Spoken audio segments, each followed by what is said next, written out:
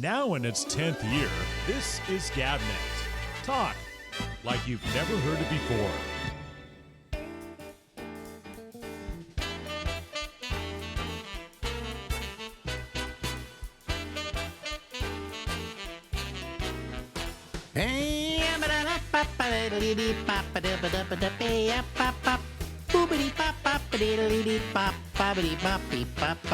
Hey everybody, live from Harlem in New York City. It's me, Alex, and this is the Ramble. A little something different tonight. Yes, we're starting off with my video. Hello. See how beautiful I am? Okay, fine. Very good. You know, I give ugly a new a new definition. Anyway, where are we? Oh, yes, okay. Reason we're starting off differently tonight is today was designated as a day of mourning, and it was a day of mourning for one of the great human beings in America. His name was Jimmy Carter. He liked to be called Jimmy. In fact, when he was inaugurated, they used the name Jimmy rather than James because he liked people to call him Jimmy because he was a regular guy. And there's been a lot of nice things said about him, but I think the best thing to be said about him is he set the standard for the way that every other person who holds the office of president should act. And quite frankly, nobody's ever lived up to him. Clinton tried, but Clinton had the Monica Lewinsky thing going on. And then you had Bush, and he had all kinds of problems. And then you had Obama. He came the closest to having the kind of decency that Carter had. But Carter was a very religious man, and he believed that he had to live his life in an exemplary way. And he did continually for 100 years. And while he was president, he was okay. He was special in that, for instance, he would carry his own luggage onto Air Force One. That was a part of the thing that made him significant. And also, when appearing somewhere, he didn't want them to play Hail to the Chief. He was a very simple man, and he had simple values, and he believed he was a very God-fearing man. And I've got to say that while I am not a religious person, I have to say that he certainly lived up to what he believed, okay? He was maybe the most decent president we've ever had in the Oval Office, and the most decent ex-president we've ever had who wasn't in the Oval Office, but still went out trying to strive for peace. Well, it was my privilege a few years ago, when I was working at Sirius XM, to get the chance to interview Jimmy Carter. To begin with, they asked me, they said, Jimmy Carter's got a new book out and he wants to plug it. Would you like to do the interview? And I said, sure. So we did it in the middle of the day, and we did it in our big studio that they have there. And I got all dressed. I think I was wearing a suit for it. I mean, I was taking this very seriously. I had interviewed him once before when I was at Live 105 in San Francisco, but that was by telephone. And as it was on my birthday, and he wished me a happy birthday. And it was a very nice conversation, but I never had the chance to meet the man in person. Well, I had that chance at Live 105, at Sirius XM. And we discussed a whole matter of things. And just recently, I went back and I listened to that interview, and I went, you know, if I had to say what's one of the best interviews I've ever done, it was the interview with Jimmy Carter. I never thought so at the time, but listening back on it, the things he talks about the situation with Hamas. He talks about a lot of his philosophy of doing things, and we got into a very, very nice discussion. What I learned in that maybe 17 minutes that we spent together was that here was a terrific human being, a person that I could admire and that I could love for his ability to be a decent human being and to continue to try and be a decent human being. They say he wasn't easy to deal with, that he could be very opinionated and he wanted his way and he wanted to do things his way. But when it came to morality, there was nobody more decent than Jimmy Carter.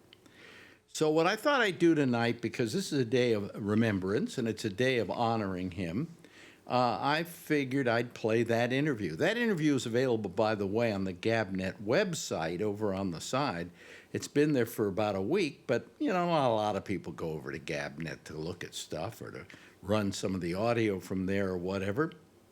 So I figured what I'd do tonight is I would run that interview so that those people who didn't have an opportunity to hear it could hear it, because I think it's a very good interview. And you just get the feeling of the decency of the man. And I'm very happy to present it here. So, ladies and gentlemen, if you don't mind, let's do it. Let's do this interview. By the way, it begins with us talking before we started recording. But I left that in here because it's kind of gets a little personal and stuff like that. So you will hear us kind of just mumbling to each other, and then we get going with the interview. So here it is. That interview, I don't know how many years ago I did it. It had to be more than 10 because I haven't been at Sirius for 10 years. But I think it's more like almost 10, 15 years maybe ago with Jimmy Carter, ladies and gentlemen. Move a little closer into the microphone. Yeah, I just want to be this close because I like to be a little more intimate when interviewing somebody. That sounds like a good idea. So they're sending you everywhere, aren't they? This is a big book tour. I'll be on Today's show this afternoon. The Daily Show. Yeah. And then Larry King tonight and so forth. Yeah. This is the most important right here. Oh, yeah. So Sirius still hasn't taken over XM, right? No, the FCC is taking forever. All right. Can you do anything? But it's all set. Huh? It's all set to be done. Well, I mean, it should be done. I think so too. It's not a problem with, us being a monopoly. We can, how can you be a monopoly when you don't really own anything to begin with? I know, and there's 1,000 radio stations. Yeah, yeah. Okay, are we ready to go, everybody? Huh? What? Wait a minute, let me put on the earphones. Put on earphones? If you want to. Well, I'm not going to wear them. What? Oh, talk closer into the mic. They want you into the microphone. How's that? Closer. That close enough? Wow. That's good? All right. I'm ready to go. Okay. This is a great pleasure. I have never, ever, in a studio, interviewed a president of the United States. Well, I'm delighted. It's the first time I've met you, too. So we talked on the radio before at a distance. Yeah. In fact, one year, you actually wished me a happy birthday. It was my birthday that day. My producer told you that, and you wished me a happy birthday. And I said, I finally got my tax money's worth. A president has wished me a happy birthday. All right. I want to talk about the book in a while, but first, there's a lot of other stuff people want to talk to you about. You've been, to begin with, let me start off by saying I'm Jewish. All right. Secondly, let me say I agree with you 100%. All right. I like you already. Well, I have always felt this way. Yeah. As an American Jew, I did not want my lot cast in with a political entity. And so if Israel makes a mistake, am I supposed to sit there and go, I'm a Jew, I have to stand up for them? Many do. Many feel that way. Yeah, and Which I think is okay. I don't know if it's okay. I think it's a knee-jerk reflex. Yeah, it is. But recently, like, for instance, you went to the Mideast and you met with Hamas and made everybody mad, and yet somebody needs to talk to these people. Well, we got what we wanted from Hamas. They agreed to a lot of very important things.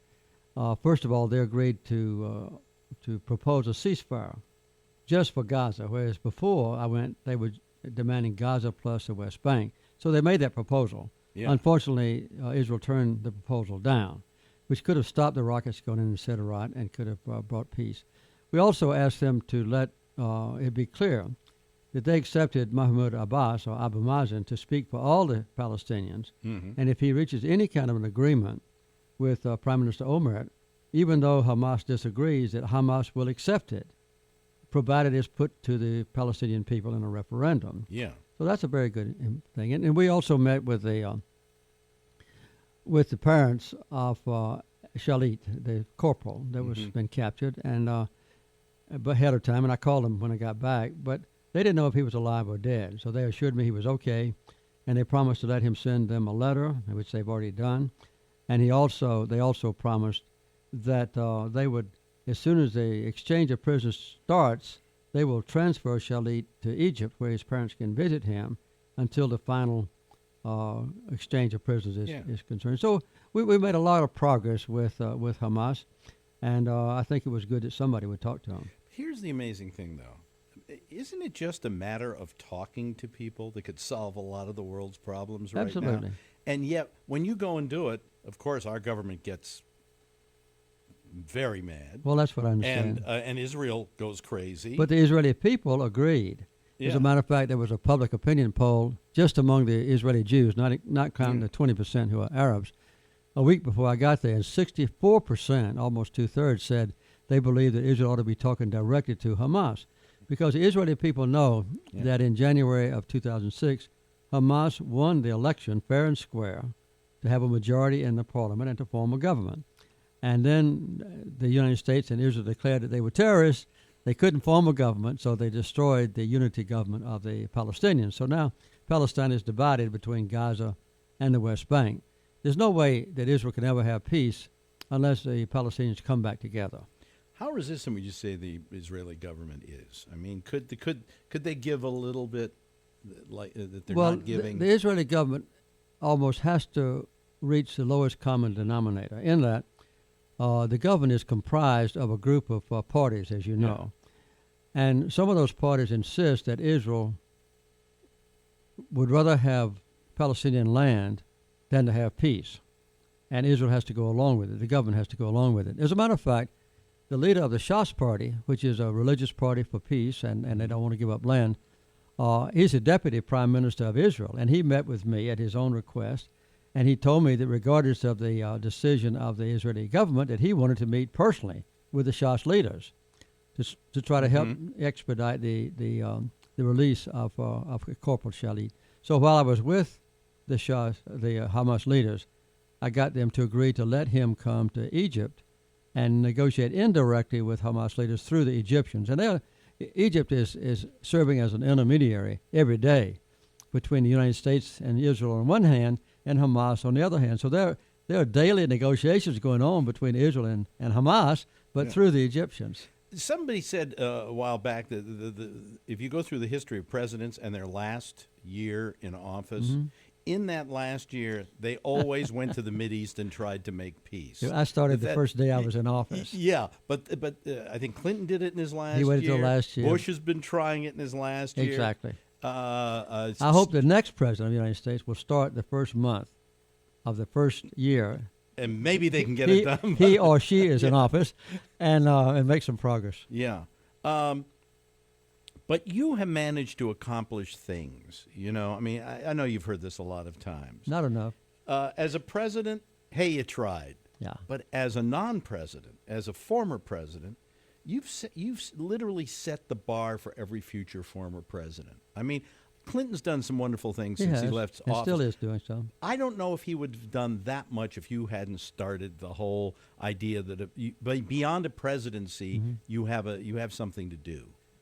Well, there were 38 presidents before me, some who died in office, some who died shortly after office, but none of them had ever decided to use the prestige and influence of the White House, to do things for people in need. So what we've done at the Carter Center now for the last 25 years is to address the most isolated and neglected and poverty-stricken and suffering people on earth and try to bring them a better life. So, and that's what my wife and I do full-time. What was the worst thing about being president? I mean, the one thing you hated doing, the one thing that just... I think having the tedious negotiation with the Congress on everything that you knew was best for the country, but you had to get a majority of votes in both houses of the Congress, and sometimes that was very tedious and sometimes didn't work. As a matter of fact, we only put to the Congress some very controversial things, like the Panama Canal treaties and the Mideast peace process and so forth, normalized relations with China. Yeah. But we had a very good batting average, about equal to what John Kennedy did or Lyndon Johnson did. Yeah. But that dealing with the Congress on the minutiae of government was inevitable. I'm not complaining about it, but it was the most tedious and less enjoyable than other things. In other words, you got up in the morning and went, oh, I have to deal with these guys again. Exactly. What was most joyful part of it? I think the executive decisions that I could make. Yeah. As you know, the Congress gives the president a lot of authority. One of the things, for instance, was that in 1978, I decided to normalize diplomatic relations with China, which we hadn't had for 35 years. And so the Constitution of the United States gives the president sole authority about what government in the world we recognize and what government we do not recognize. Really? Yeah, the Congress has nothing to say about it. So although President Nixon went to China in 1972 and negotiated with the leaders there, and they declared that there was only one China, they didn't say which one. So for 6 more years, the one China was Taiwan. So when I became president, I decided that it should be the People's Republic of China, so I could make that decision And those myself. were joyous moments for you. Yeah, well, they were, because I could Well, negotiate. obviously historic moments, too, because, I mean, look at today. I know it would be a different world. Yeah. It would be a different Western Pacific. And They a also different- changed their politics or their skew on politics the minute they started to be recognized, too, didn't they? They did, I mean, what completely. they are today is because of that recognition. They might Exactly. still be, Now there's relative freedom of religion, there's freedom of movement. yeah. It's a free enterprise system for the first time. As a matter of fact, what most people don't know is that the little villages in China, 650,000 of them, have completely honest and open democratic elections every 3 years. They choose their mayor and city council, so-called, and the Carter Center has been asked by the government of China to help monitor those elections. It's a very beautiful element of Well, what's funny, I was of talking freedom. to a guy the other day from Singapore who works for one of China's biggest banking organizations. And I said, it is just amazing to me that the communists became the greatest capitalists in the world. And I said, how is this working, this duplicity? And he said, there isn't communism there anymore. You know, they're the leaders, and they say we're a communist country, but they're turning their backs the other way. They're becoming capitalists just like we are. And there's a lot of democratic elements in the society now. Yeah. When I normalized relations with China, it was illegal Yeah. to own or distribute Bibles. It was illegal to worship as a Christian or as another believer. And they changed both of those things because I specifically asked them to do so. And now there's unlimited supplies of Bibles and the freedom of worship, not only Yeah. in Christianity, but in other religions as well. I asked you this question once when I interviewed you a long time ago, and I always like to get your answer on this because it's an interesting one. I said that anybody who becomes president on that first day when they go in there and they sit them down in the office and they say, well, you're going to be our new president, let's tell you the secrets. All right. And I asked you, was there anything that scared you? And you said a lot. Well, the thing that What do was you find out when they give? I mean, I'm not asking for particulars, but what do you find out when they give? the you most fearsome thing in those days, in Cold War days, that a president had to face was the realization that you were facing the Soviet Union, and they had 12,000 or more war missiles, that? Yeah. warheads, and that if they fired one of those missiles, you would immediately detect it with our secret devices, and you had 26 minutes before that warhead or that missile left where it was in Russia and struck Washington or New York, and you had to respond then. Yeah. And I had the same amount of missiles, roughly, in fixed land silos and also in submarines. And the submarines are invulnerable. So I could have destroyed every city in the Soviet Union with 100,000 or more population with the missile heads from one submarine. So that was a constant concern of mine that all of a sudden we might find that the Soviets had attacked us, and I had to respond. And it would have been a worldwide Holocaust that would have destroyed hundreds of That millions would scare of people. me if I was Well, told it was I scary. could do that. So the responsibility on my side was to understand the Soviet Union leaders, what their motivations were, and to make sure that we didn't get into a war. I mean, was there a red phone? Could you call them up and talk to Absolutely. them? Yeah, there was a phone on the Oval Office where I could pick up the phone and immediately assume immediately that Brezhnev would have answered in Moscow with interpreters on both sides so that we could talk to each other. Was it casual conversation? I mean, or I was only- it very formal? I only talked to him a couple of times, and it was not any emergencies, but we arranged just to test the system a couple of times. And You then, never- of course, I met with Brezhnev as well. Yeah, you never called up to wish him happy birthday. Not really. Let's talk about the book. All right. The book fine. is about your mother. That's what I was hoping. And I think anybody who lived through your presidency remembers your mother. She was a colorful, wonderful, can I use the word character? Absolutely. She was a character. Yeah. And she started off being a character when I was a child because we lived in a completely racially segregated society in deep South Georgia. Mm-hmm. And we lived in a community out from Plains, Georgia. I didn't have any white neighbors. All of my playmates and everything were black. Mother was a registered nurse and almost a doctor for our neighbors. There were probably 200 black people that lived in the circle around our home within a 5-mile circle. And Mother was the doctor for all of them. You might say a free doctor. Mm-hmm. So she just completely ignored any of the restraints on white people in dealing with black people. And the African Americans were our friends. In fact, I wrote a book called Hour Before Daylight, and in the end of it, I tried to think of the 5 people who helped shape my life, most of all, except in addition to my mom and daddy. And of those 5 people, 3 of them were black people. Mm-hmm. And so my life was shaped by them. So Mother just ignored any sort of restraints on her in dealing with other people. And later, when she was 70 years old, she was in India in the Peace Corps, still helping Wow. poor people who happened to be dark-skinned in that remote area. And she was She was also at She the was first in- Dodger game with Jackie Robinson. my mom and daddy every year during what we call lay-by time, when you quit cultivating your crop and it's not harvest time Yeah. yet, they would take a 2-week vacation, and every year, without exception, they went to a different Major League Baseball city. St. Louis, Detroit, Chicago, Boston, New York, Philadelphia, and so forth. And they would stay the full 2 weeks there just watching baseball games. And back in those days, the teams didn't travel as much as they did now that they have airplanes. And there were no such thing as night games then. Yeah. So they would be immersed in that particular town that would have the baseball game. So she happened to be present when Jackie Robinson, who was from Cairo, Georgia, not too far from where I live now, when he played his first game for Branch Rickey. So she adopted the Dodgers as her team then. I want to ask you one last question before you Okay. go, and I guess it has to be asked, but Go ahead. I don't want you to have to endorse anybody. What do you think of what's going on now with the Democratic Party? I think it's perfectly all right. I'm relaxed about it. Yeah. You know, these are 2 formidable candidates. They're just about equal in Yeah. popularity. They'll both be life-changing for America if and when they are elected. Mhm. And I don't feel concerned about it. I think after June the 3rd, when we have our last primary, there'll be a fairly clear identity of Yeah. the winner. And then, in my opinion, the superdelegates, including me, will go along basically with the way that the American Democrats have. Oh, you're one of gone. those super delegates. Yes, huh? I'm a former president. You're probably got that. You get it automatically. And I'm glad you mentioned my mother's book. It's a good Yeah. good Mother's Day present. Well, I mean, think it also, and there's a wonderful picture on the cover of you. Well, with that's your mother. true. That's one of the most loving pictures. that I've was seen. taken right after I won the presidency when my mama was congratulating me. I think she was proud of you.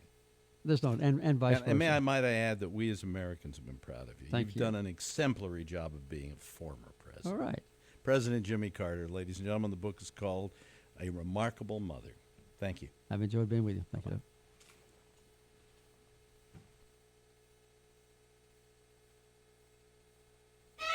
Now in its 10th year, this is GabNet. Talk like you've never heard it before. How about that, huh? Did you enjoy it? I hope you did. It really was.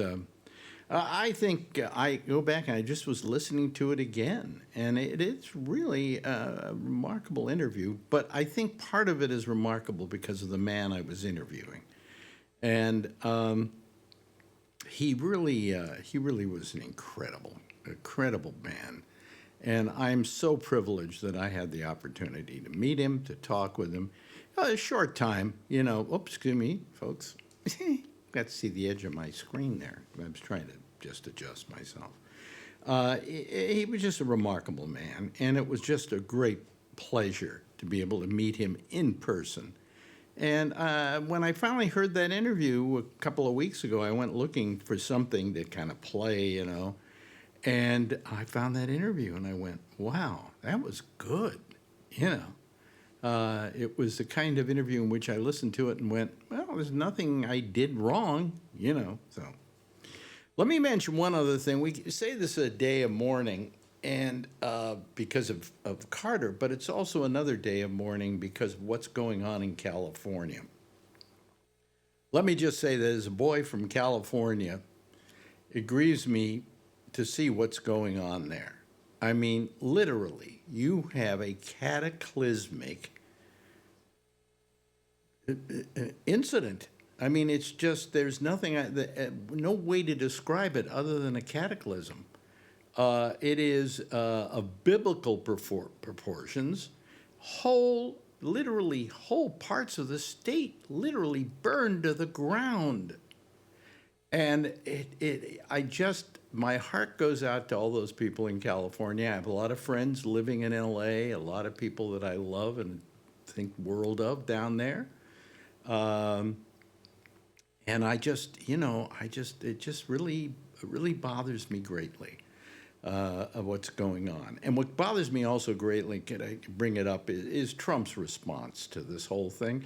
He can't send his best wishes to those people out there or just write something like, I feel very sorry for what's going on in California. No, he's got to go after Gavin Newsom and blame him for the fires, which is absolutely ridiculous. He even claims that the reason they don't have water is because he didn't sign a water bill years ago. And the fact is that water bill never existed. And it's a complete lie fabricated by Trump, a man who you can't believe. And yet we have, what we call it, at least 50% of America believing every word he says. But I just, this is not a time for us to sit around and try and make political hay while the fires burn. What you do is you send your best wishes and you say, as a future president, I'm going to be president in a couple of weeks, please let's do something to make sure these kind of things don't happen. But until we accept that global warming exists, this is going to keep going on. All right? Okay, let me just bring everybody in here. Let me see here. Admit all. Okay. There we go. And I'm going to now, let's see here, bring in, oops, what is it? Let me see here. I'm trying to bring in, oh, I see what I got to do here. Yeah, I keep forgetting what I got to do. Hello, everybody. How are you? Alex Bennett's on my TV. Alex Bennett's on your TV? Oh, there we go. You got to turn sideways there. Oh, not like that. And now maybe you could turn the other way and you might actually get your, there we go, see? Oh, there I am. Hi, everybody. Well, we'll have to wait a while to wave. Yeah. Anyway, hello to Brian Neary. Hello to our good friend Kevin. Hello to Alan. Hello to Charlie. And hello to Brian Sigmund. Hello, Brian. Good to see you again. So how are you all doing on this fine day? Pretty good. Yeah, yeah. Freezing my butt off, but pretty good. You're what? Freezing my butt off. Why, you're not getting heat in your apartment? No, it's 37 degrees outside right now. Oh, well, don't complain. Yeah. What is it? It's 28 here. Yeah, it was 28 this morning, so I've been there. Yeah. What's the temperature where you are, Brian? Oh, right now, I don't know. It was 65 earlier, and Charlie has no excuse because I've invited him to my house several times. Yeah? All upstairs. You just have to listen to the Eagles game and me screaming down here. Only on one Sunday, that's all. I got to do that anyway because my son-in-law is a big Eagles fan. Oh, that's right. There was a Penn State game tonight, so that for football was on in my house. Yeah. It's still on. It's still on? Yeah. How's Penn State doing? Still tied. Still tied? Wow. Wow. Well, Texas plays tomorrow. okay. Here comes Jeff Stein. Will he get it right? Ooh. Will he get it The right? real Jeff Stein? How many year vote he's going to get it right? I say he's going to get it right. Yeah, Is Pam there or not? Well, I don't Yeah, know he's if had Pam is time there or to not. control. Wait a minute, we don't have his picture. Jeff? That was the problem the other day. Yeah, Yeah. we don't have your picture. You've got to hit the thing that says. Well, wait a minute. Maybe I can do something here. Video. Hmm? Tried this last night. He had to hit start video, doesn't he? Yeah, you got to start your video, Jeff. Wait a minute. Could that be? No, Bottom left corner again. bottom left corner. Well, bottom left corner and one over. Jeff, can you hear us? Yes, I'm with him too. Yeah, Pam. But Oh, he has a Pam, new Pam, turn on his computer. video. Turn on his I video. know, but he has a new computer, so Oh, we're trying to that's see. great. Oh, that's what happened. Yeah. You know, why don't you get one of those old IBMs, okay? Anyway, I'll let you try and fix it there, Pam. Yeah, that's what I'm working on. Yeah. Every time I get a new computer, nothing works. All you got to right. go is to where it says video down along the bottom. I know, but it's giving me all kinds of options. Yeah, but it should be like have a cross through it because you I don't know have. that, but when I do that, it says select a camera. Oh, I see. Okay, so what choices does it give you? Really, just the FaceTime Thanks, by the way, for calling HD. tech support. What? It says, let's see. I'm looking. What are your It said choices? What are your choices? FaceTime HD camera. Okay, Yeah, you try got that it. one. I Right. did. Yeah. Okay, too then much. what else do you have there? It's not, hang on. I'm trying to figure that out. Sorry, guys. I'm sorry to wreck up your time here. No, it doesn't matter. We have a lot of time. Oh, wait, maybe this. Yeah, because we're just going to talk about stuff, and it doesn't really matter. Yeah. I don't know why. I know we're not supposed to talk about you know who, but have you seen the meme going around the little baby and he points to Canada and they say no and he starts crying. And then the baby points to the Panama Canal and they say no and he starts crying again. And then he points to Greenland, the little baby, and he said no and he starts crying again. So, so have you seen the video of him at who just died? Carter's funeral. Carter. Carter? Yeah, Carter's funeral. God, I thought I Everybody was put him bad. down. George W. Bush and his I wife got put Melania down. What? Yeah, George W. Bush and his wife put Melania down. I didn't Those get what you were. Pences. I didn't get what you were saying. It did what with Melania down?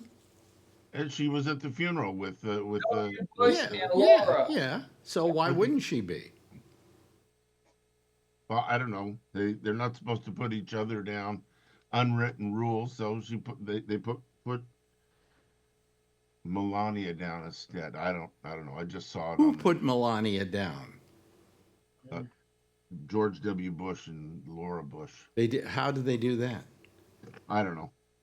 Oh, I just saw a caption of it. He's getting philitis. Oh, he's getting No, it philitis. actually didn't Yeah, come Alan's from getting Phil. philitis. yeah. He No, did- it actually didn't come from A Phil. video, but I haven't I had know. time to look at it. So I don't know what the deal was. Hmm. Yeah, I had a He choice. shook get up hands and with go Pence, or and finish Pence's watching wife it. ignored him. Yeah. There you go. Pence's wife ignored who? Trump? Trump, Yeah. yeah. Yeah. Pence shook his hand. Yeah. Everybody was looking for those little moments today. Oh, are they going to shake hands? Are they going to look at each other? What are they going to do? And it was horrible. It was pretty. There we go. We've got our people. Yes. Now. Yay. Thanks, Pam, for saving the day. Thanks, Pam. Yeah. Anyway, so that. How'd you do that? Penn State's going to lose. Who's going to lose? Penn State's going to lose. Oh, they Think so. are. Thank you. Okay. All right. Wait a minute, so. Jeff. You got to change jackets. But anyway, they had Boy, a you guys. they had a what were they doing? When I watched it, it looked like Obama was talking with Trump.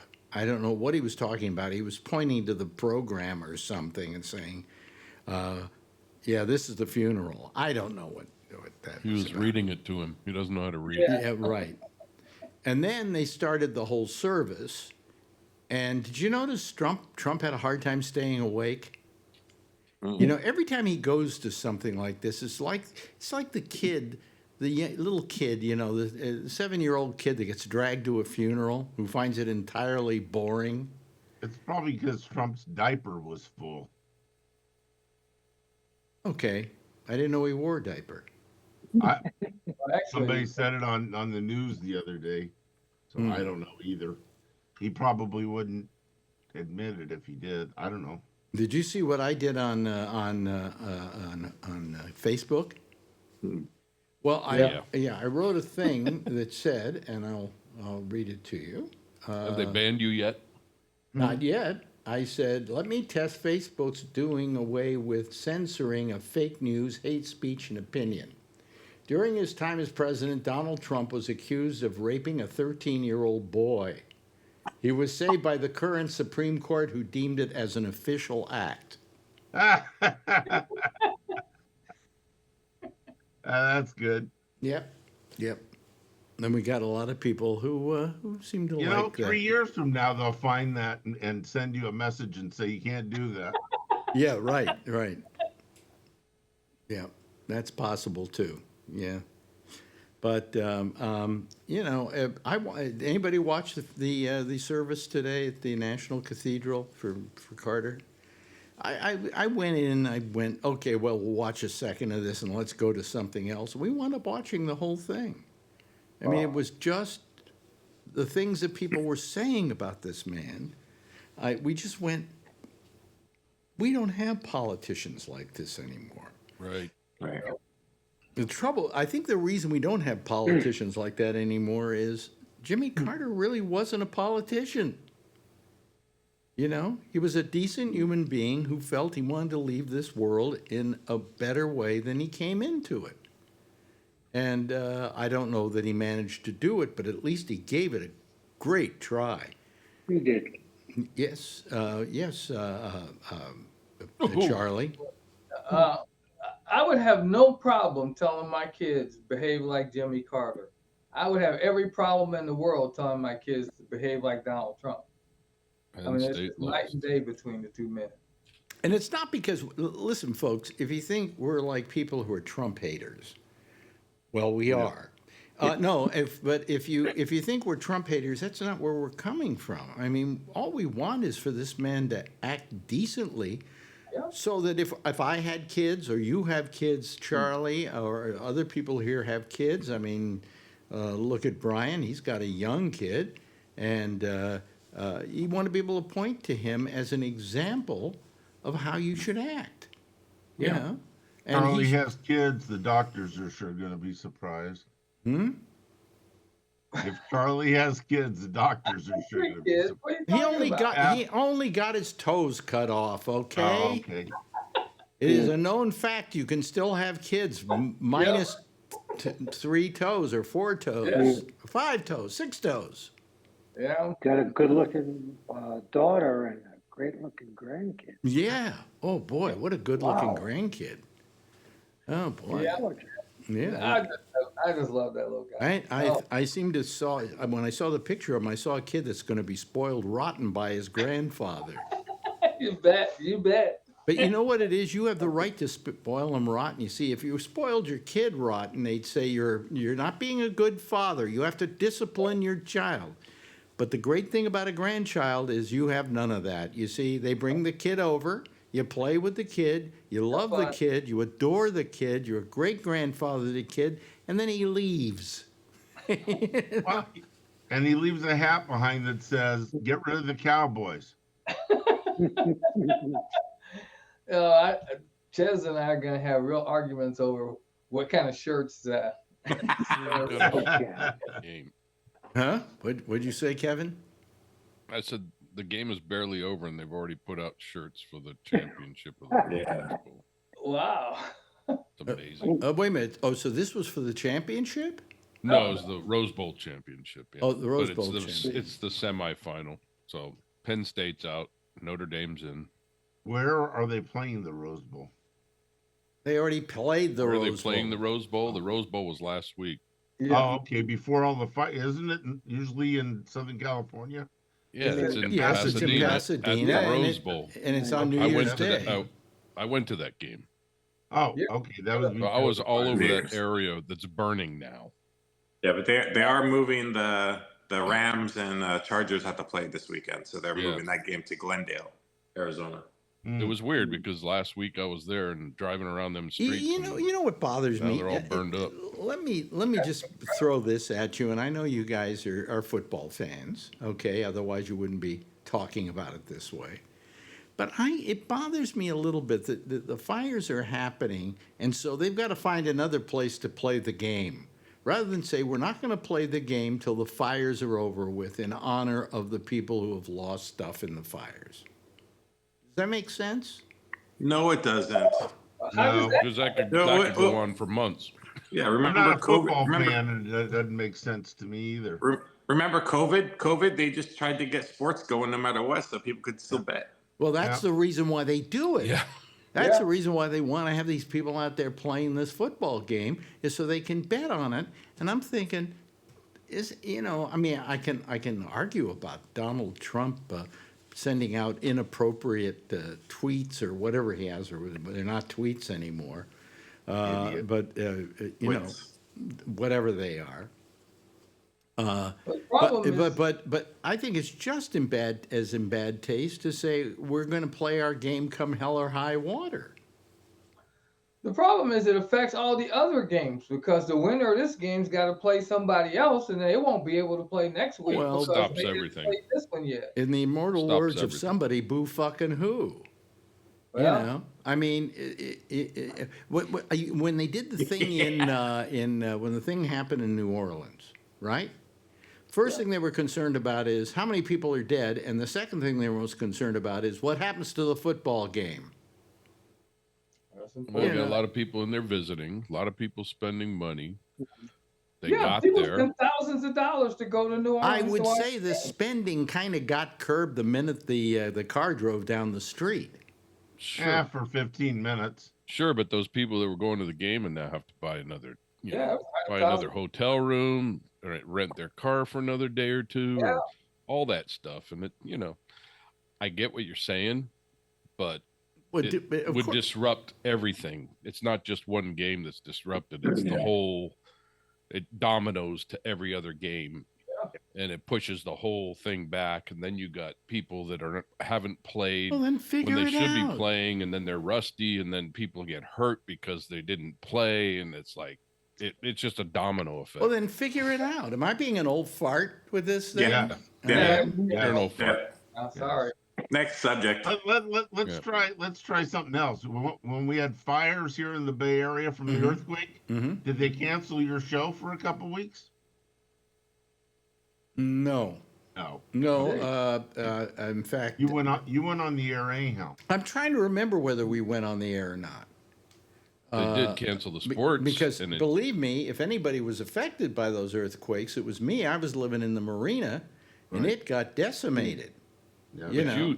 your business requires your business is part of the reporting of that, so they don't stop. Well, that. I But think my they instinct. did stop the baseball season for a week. Yeah, my And that was World Series. Yeah. Yeah. My instinct was that we should be doing a show. That it's important that we be on the air to talk Right. about this and to calm people down and everything like that. And it- that's why the football games are going on.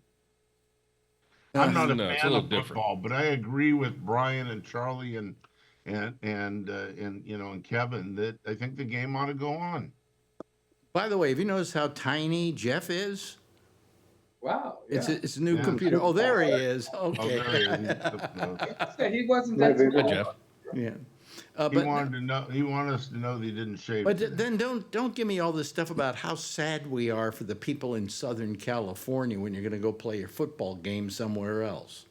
Why can't we do both? Yeah, why would I don't understand. Give it a what- week. Give it. I've Give it. donated money to help them out. Give it a week and then go somewhere else. I understand that it's probably pretty difficult to play a football game right now in Los Angeles because of all the smoke and all of that, and because of all the various problems that exist.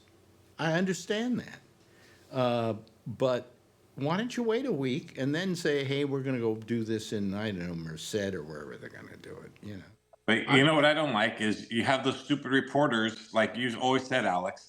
These stupid reporters running up and down the streets while everything's on fire, and they're reporting, and the mayor and everybody saying, Just like the everybody hurricanes. stay away Just from like the this area." hurricanes. Yep.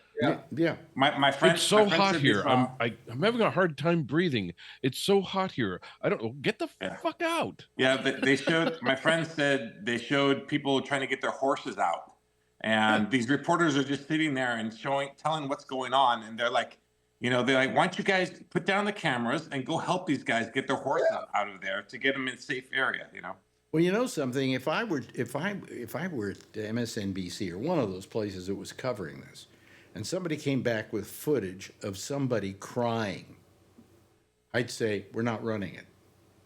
Why? Well, because we're not going to take advantage of people during this. Right. But instead, if they start crying, man, they zoom right in, and get every tear coming out of their eyes. And, that's not right to do to people. Biden flew out there one day. Today. Didn't want to get in the way. He flew out today. He flew out today. No, he flew out. Oh, okay, whatever. I heard on the news that he flew out a couple days ago. No, whatever. he flew out today. No, he was at the funeral today. Today he was at the funeral. Yes, yesterday he was out there. Right. So he flew out, saw what he needed to see, and said he wanted to get out of the way of the emergency. Absolutely. Has Trump gone out there? No. Trump's afraid of one of those ambers hitting his hair and blowing up. Yeah. Yeah, from all the Aquanet. All the hairspray, aqua spray. Yeah, really. Oh yeah. Yeah.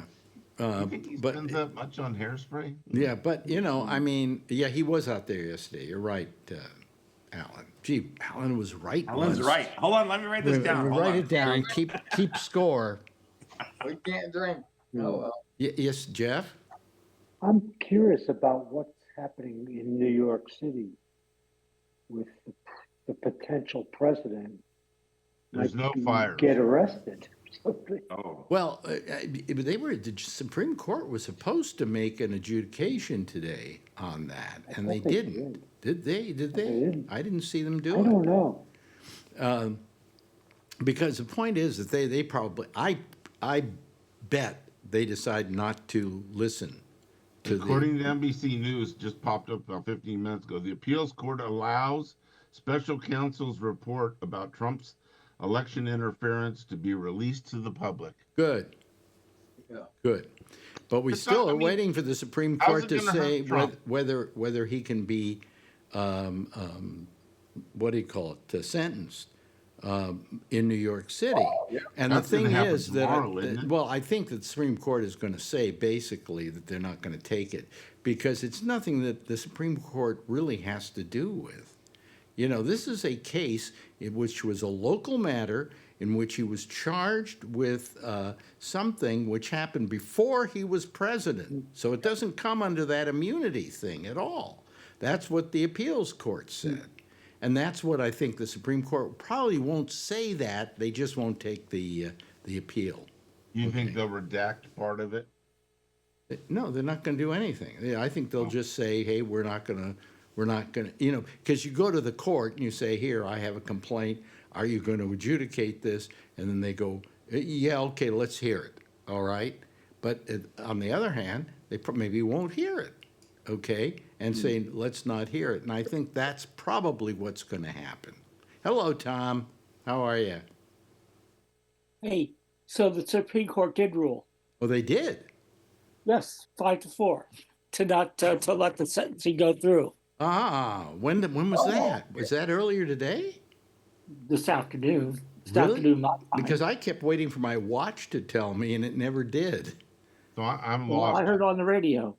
Really? They're going to sentence him, or they're not going to sentence him. No, they have to. They are he- going to sentence. The Supreme Court is allowing the sentencing to continue. Yeah. And their argument, as was the state Supreme Court, was if he wants to appeal, he can do it after he's sentenced.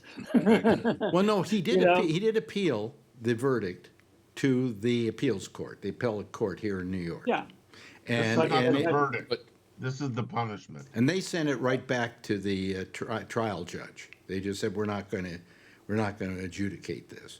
Now there is one other appeals court. There's the appellate court. That's what we had one on that. And then our landlord went to the appeals court. It's two different things. And the appeals court said no. So all the local courts have said no to him. And he went to the Supreme Court. And the Supreme Court, I guess, if you say that's true, then it's true, said no, you have to, So tomorrow's the day he's supposed to be sentenced. Yep. And tomorrow he'll be sentenced. And the scary thing about this is it was a 5-4 decision. One of the people that supported him to delay the sentence was Samuel Alito. Yep. Samuel Alito, according to CNN, or they busted, he finally admitted it. He got a call from Trump yesterday before the Got a lawyers call, went they in. talked on the phone. They talked on the phone. Yeah. And He probably blew it for himself.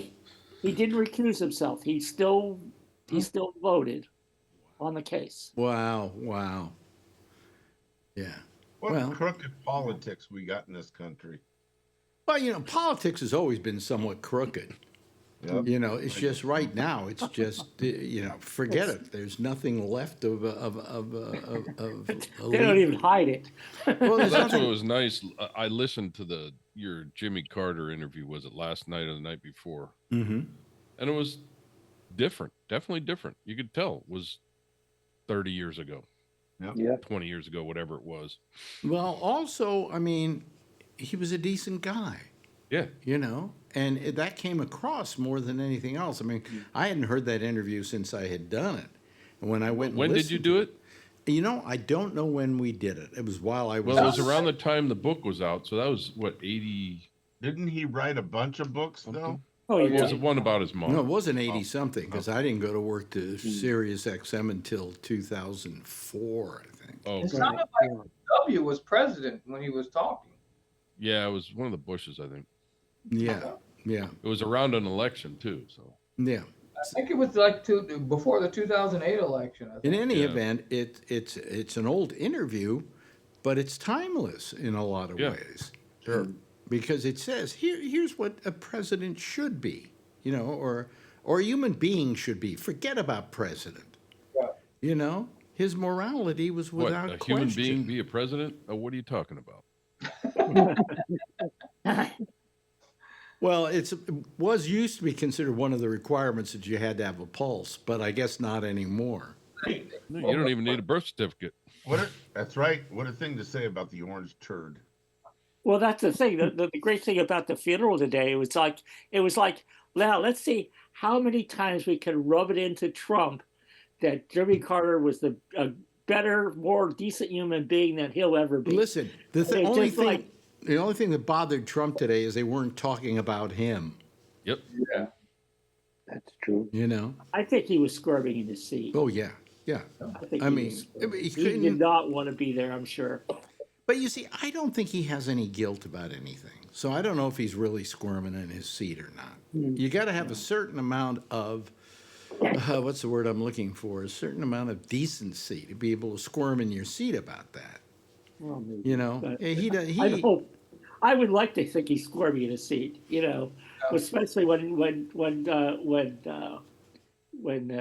they talk about, well, Jimmy Carter recognized that climate change is real, and he still worked to make U.S. a independent energy producer. And Well, just remember this. Donald Trump was a spoiled brat who then, in later life, got raised by a horrible human being named Roy Cohn, who taught him the 3 Roy Cohn lessons, one of which was never admit you're wrong. Yep. There were 2 others. I can't remember what they were, but they fit right in to what he's doing right now. You know, it's never admit you're wrong. It's never admit that you lost or something like that, and or something similar to that. And I can't remember what the other one was, but all three of them are inherent in Trump's thinking. And so between that and being raised as a spoiled child, who never had any kind of relationship with the rest of the world, you know, I mean, he went to a military academy, so he didn't go to school with the other kids, you know. Yeah, if you watch that documentary on Roy Cohn and him, you can see everything in him right now. Yeah. Everything. Yeah, and I've told you over and over again that I was in a debate with Roy Cohn on a radio show here in New York, sitting next to him, looking eye to eye with him. And when I looked in his eyes, a chill went down my back. Wasn't he a Jewish mobster? He was mob associated, yeah, Right, absolutely. right. But you looked into his eyes, and his pupils were black. You know? And I walked away saying to myself, I know that I'm never going to see the devil if I'm lucky. But man, I saw him today. You know, it was the worst human being I've ever met in my life. I've met some terrible human beings in my life, including myself. You know, so anyway, yeah. But Roy Cohn was a piece of work, just an absolute piece of work. But Roger Stone followed in his footsteps too. yes, absolutely. He was coached by Cohn, wasn't he? Yep. Yeah. Do you know what? Him and Trump. Yeah. Which president does Stone have on his back, tattooed on his back? Is it? Huh? Tricky Dick. Is it Nixon? Yeah. Yeah. Yeah. Yeah. That's another great human being. Man, I'm telling you. Yeah, that piece of shit just kind of disappeared for a little while, didn't he? I haven't heard anything from him. Hey, listen, dead. Marjorie and I were talking tonight about maybe moving to Portugal or to Spain for a while, at least for as long as they'll have us before we have to leave, because we just don't want to be here, you know? Yeah, but when you come back to New York, you're going to pay $8,000 for that same apartment. What do you mean? I'm not going to have to pay anything more for this apartment. I'm not getting rid of it. Oh, okay. Who said I'd get rid of it? You know, I mean, one of us or the other is going to die first, okay? It may be within weeks of each other, it may be years apart, okay? But whoever survives is not giving up this apartment. Right. And we might move to Spain and live there all the time, but we're keeping this apartment. The rent gets paid every month, you know. Do you think I'm giving up a $500 a month apartment in Manhattan? You're nuts. Hell no. You know, if it were 550, maybe I would. By the way, let me mention something. I mentioned this, I think, last night. I got a thing in the mail from my insurance company, which is it goes through ARP, and it's United Health, right? And we were paying, when we started out, we were paying $320 a month. This is now, what, 3 years later that we've been paying for this supplemental? They're now raising it to $390. Not for both of us, per person. They got to make money. Hmm? It's less than $100 a person. No. What's less than $100 a person? Not. Didn't you just say 220 and then 290? No, I said Three. 320 and 320, and now it's going up to 390 Each. Right, still less than 100. each. No, it's $390 each. Oh, each you. Oh, I mean, and what, you know, still was too much when we started. Yeah. You know. And I think about, you know, how do people take care of their health insurance? You know, they go out and they get this stupid thing they've got. What is it? Advantage? Yeah. And the Advantage programs are terrible. You know. not mine. They take care of me. Well, no, because you're with Kaiser. It's a whole different deal. Yeah. You know. What do you have, Tom? What kind of insurance do you have? Well, I have, I do home care work, and we have insurance, health insurance through what's called Alameda Alliance. Mm-hmm. So I'm using that as my secondary to my Medicare. And how much does that So cost you? 54 a month. 54 But a I have month. to work. I have to work a minimum of 80 hours each month. So as long as I'm working 80 hours a month, then I'm eligible to. And do they the take health care of program. all the 20% that isn't Yeah. taken care of by Medicare? They Yeah. take care of the whole Yeah. thing. Okay, And so we get- it's we kind get- of We like get dental and vision. Wow. Yeah. yeah, we don't even get dental and vision with this thing. You know, I think about people who can't afford it. You know, I mean, they can't afford to do what I do. Certainly, I don't think. We have the money to pay it's almost what is it? It's $800 a month, about $800 a month for the two of us. I mean, we can afford it, but I'd rather not pay it. You know, and I was thinking about I mentioned last night we were mentioning about Trump saying that he wants to annex Canada as a territory or whatever, make it the 51st state. And I mentioned that, now if that happens, they won't have Healthcare. health insurance. You know, I mean, you go up to Canada, it's all taken care of. It's no problem. They have better health care than we do. Remember Michael Moore, that one movie he did? They kept seeing the buses going up to Canada and getting medication and stuff. Well, that's what some people do. Yeah. You know, and I told you about the movie that Kiefer Sutherland made, the healthcare movie, where they were actually interviewing people in Canada, asking them about their healthcare, and everybody loves it. And there's just this myth about the long lines and people having to go to the U.S. It's there might be some waiting for elective surgeries, but if you really need care, you get it. And one of the things about the movie was that the person who created Canada's healthcare system was a guy named Tommy Douglas. Mm-hmm. He was a socialist Mennonite minister. And he was, Donald Sutherland's father-in-law. Mm-hmm. Well, because Donald Sutherland was a Canadian. No, and he married what's her name? Well, her name was Douglas. I forget. I'm spacing on her first name, but then they had the children. Keith Sutherland. So it's his maternal grandfather. Came up with the healthcare system. Yes. Yeah. Wow. And he was. It's a great movie. I think you can find it online. It's called The Healthcare Movie, I believe.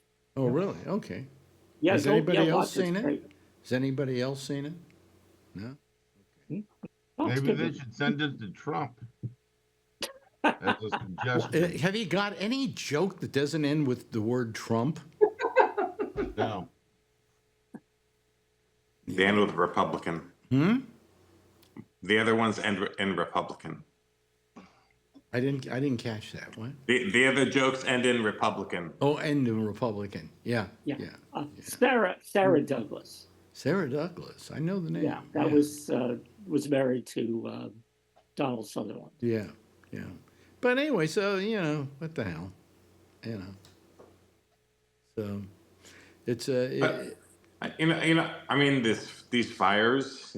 Sorry to go back to the fires. Go back to the fires. Yeah. The fires. It's like these wind. I mean, a few of us have been down to LA, I'm sure, and felt those Santa Ana winds, right? It's every year. And I mean, they just go through the whole LA area, all over those hills like crazy. Yeah. And I think they've been so lucky not to have these fires already. It's This is supposed to happen in September and October, not January. Well, Something you know what definitely you're wrong. dealing with here is definite proof of global warming. There's Yeah. no question in my mind that we didn't. You know, I mentioned to Marjorie that tonight that isn't it amazing? Every night they have like Al Roker or somebody from the Weather Channel doing the weather on the 6:30 news, the national news. They never used to do a weather forecast on the national news because the weather wasn't newsworthy. You know, unless a storm was coming or something like that, but it didn't make it It's to the local. 6:30. Yeah, it's local. Yeah, it was local news. Now you got Al Roker going, well, the Santa Ana winds are going up again tonight, and there's going to be this low pressure area over here, which may cause more storms. And they're still wrong. you know, it used to be the fires you got in California were caused primarily by what? Anybody know? Lightning. That's it. That's it. You got it. And they never put them out. And there was a reason they didn't put them out, is they considered if it was caused by lightning, that's part of the natural order of things. Yeah. Okay, and what you put out were fires that were started by man or started in some kind of extraordinary way. But the idea is that if you didn't do that, what happens is there's a fire, okay, and then the fire grabs the seeds in the trees and it fries them, and they pop, and they plant more seeds. So you don't, that's the natural order of things. But that doesn't exist anymore. There is no natural order. So anyway. When I was down there last week for the Rose Bowl, they called for Santa Ana winds, and they called for high winds, and they put up a fire warning. And I thought, oh crap, that's going to be hell during the game. You could have lit a match, and there was nothing. It was perfectly fine. It was a beautiful weekend.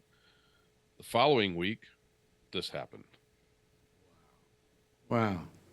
Yes. My cousins live in LA area, and their house, they had no electricity for 2 days, and then they had so much wind the other day, and they said they're really afraid that their whole house is going to be destroyed because there's so much wind. You know, I've driven a truck through those Santa Ana winds, and you seriously think you're going to get blown over. Oh yeah, that bad. Semi. And trucks do get blown over. Yeah, well, on Highway 10 there, the wind kicks up so bad, there's nothing to stop it. It's just flat. And, I look in my mirror, and I'm seeing 48 foot of trailer behind me, and the wheels are on the white line, and I'm on the left side of the white line. But the dotted line is this dog legging down the road. Yeah. Yeah. Can't even see out your mirror. Yeah. I don't remember the Santa Ana winds when I lived in LA, but because they weren't as predominant in the old days. That's right. They weren't around that much. Yeah. I was in there in the 80s for a month or so, and they were pretty big. Yeah. Yeah, but I think they really started up like in the 50s and 60s. Yeah.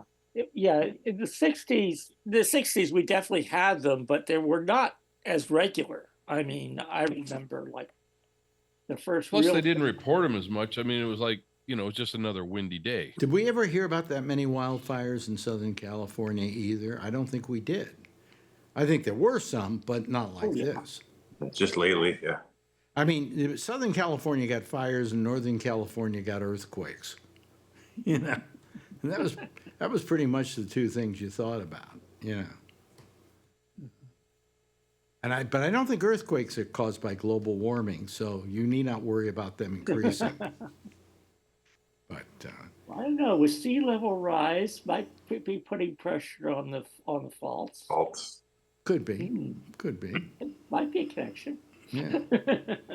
But anyway, and by the way, Trump has a new name for Gavin Newsom. Have you seen this one? Yeah, scum. New scum. New scum. So stupid. Gavin New scum. Okay. Yeah. Is that new scum or new cum? News come, rather. I think that was the thing from the Daily Show last night. So anyway, what else is happening in the news? Anything of note? I think, Alex, I don't know if this is really big national news, but locally, Barbara Lee, my former Congress person, is already for mayor of Oakland. Oh, really? Yeah. Yeah. She announced yesterday. Really? Yeah. Okay. Yeah. Yeah. And she'll probably win. Then she'll probably win. It looks like. I mean, I don't hear of any other serious candidates, because you know what happened. We actually recalled Oakland. All they're there. Yeah. So they have to have a new election and a new mayor, and Barbara Lee is running.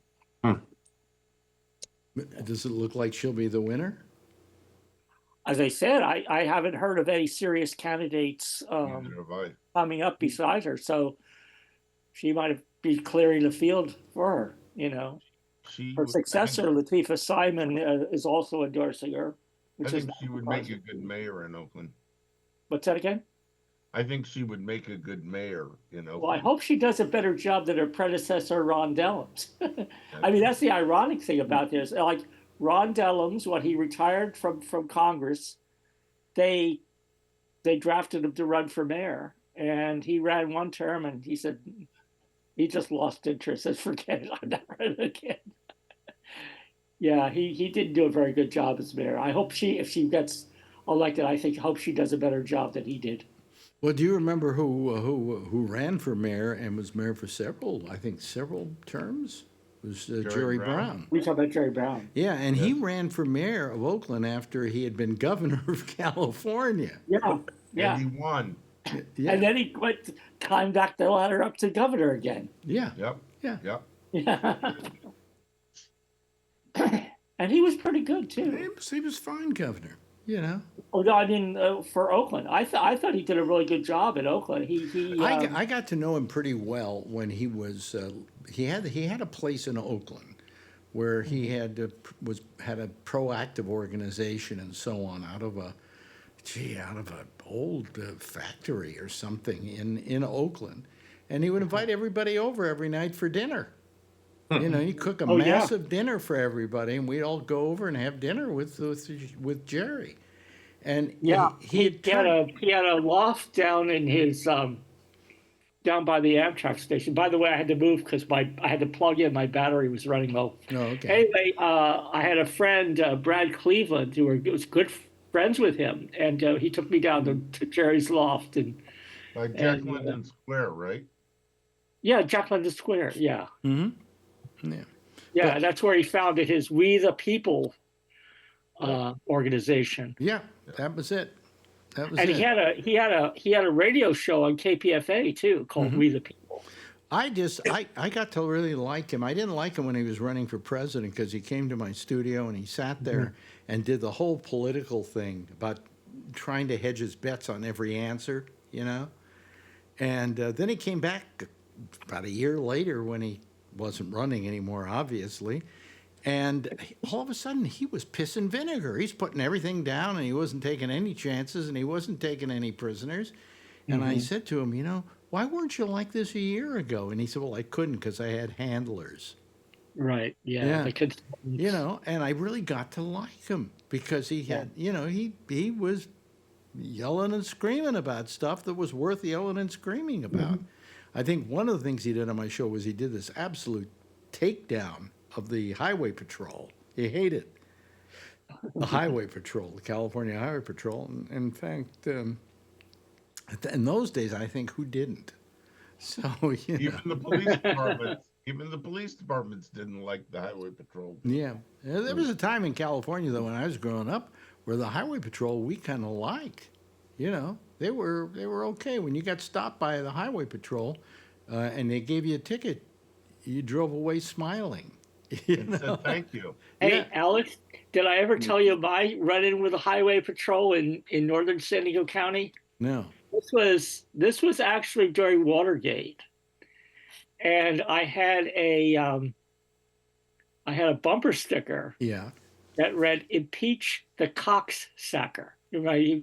as Archibald Cox, especially that we got fired, and I was on the freeway, and there's this long line of really moving, and speed limit was 55, and so I went ahead and speeded up enough so I could pass in front of this CHP, and he pulled me over, and I thought, he says, well, you were going 58 miles an hour or 59 miles an hour. And so I'll just let you go. I'll just give you a warning.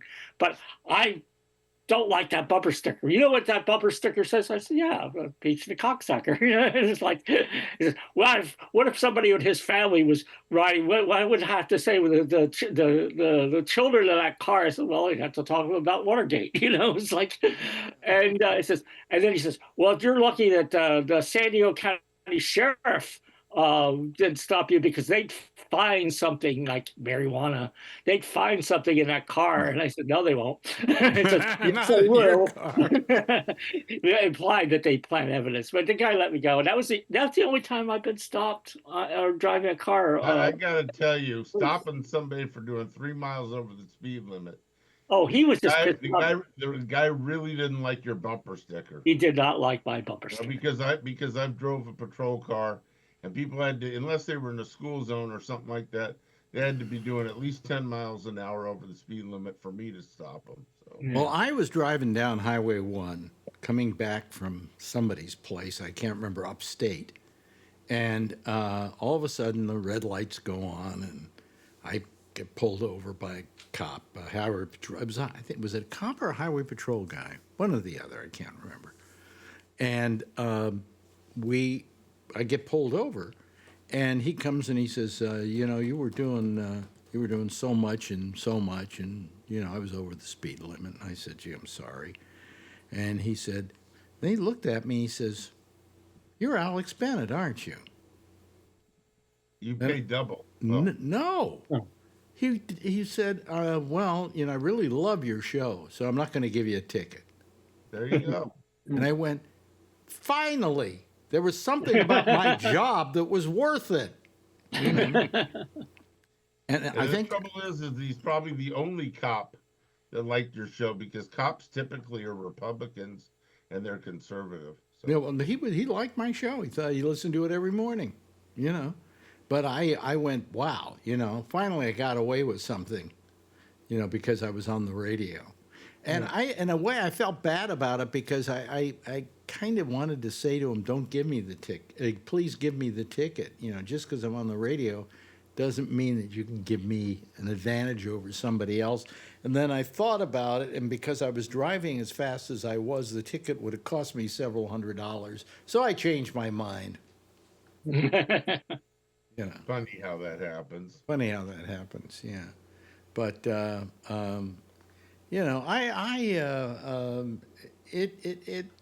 it's what's happening down there is just horrible, and it's terrible. And the fact that Trump would do anything else but just say, I feel sorry for everybody, and we hope things get better and blah, blah, blah. No, he had to turn it into a political moment. And that's so wrong, that's so wrong. But, this is the beginning of it. This isn't the end of it. And what he's going to try and do in the next 4 years, you don't think he's going to try and get Greenland? And you don't think he's going to try and turn Canada into a 51st state? And you don't think he's going to try? I'm sure he's going to invade the Panama Canal. Hey, day one, he's supposed to end the wars. Yeah. Right. And start his new ones. Yes. For Greenland. Well, how's he going to stop the war in Ukraine? Is he going to give Ukraine up to Putin? Yep. Because that's the only way it's going to happen. Yep. And and that will be a terrible day for the people in Ukraine.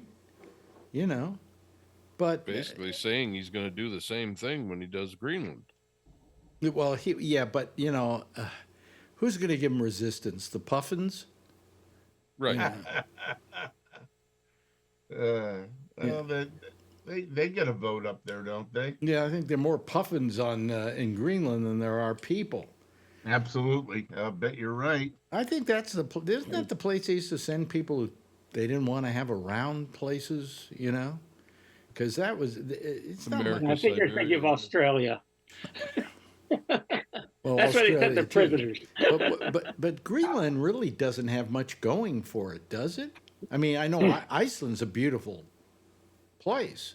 In fact, I could never figure out why Greenland was called Greenland when it's got a lot of ice, and Iceland, which has much less ice, is called Iceland. I never could Yeah, figure we that went over out. this last night. Huh? We went over this last I night. know, Yeah, but I why- can't why- figure it why- out. Doesn't make sense to me. What? Why is it called a hot water heater when it's a cold water heater? You guys sound like Seinfeld. You know Why does he pull a driveway? Why It's are a you parking the it's a driveway? very good That's right. point. I know the Parkway, yeah. Yeah, he's driving a parkway. That's a Isn't very. it part of Denmark? It is. It's Greenland. owned by Denmark, Right. Their money is the Denmark money. the Danish krone. Thank you. The point is that I think that the people in Greenland would really like to get rid of Denmark as their overseers because they don't really care about them that much and they don't treat them that well. And, you know, it's always been a contentious relationship. But I don't think they want to be part of the United States. No. And have you seen how large Greenland is? Huge. If you put it in the United States, what would it take up a third of the United States, maybe more? Really? Yeah. Maybe 2/3. Yeah, maybe. Well, I right. mean, if you add Greenland and then you add all of Canada, which, by the way, goes up to the Arctic, okay? Yes. Yes.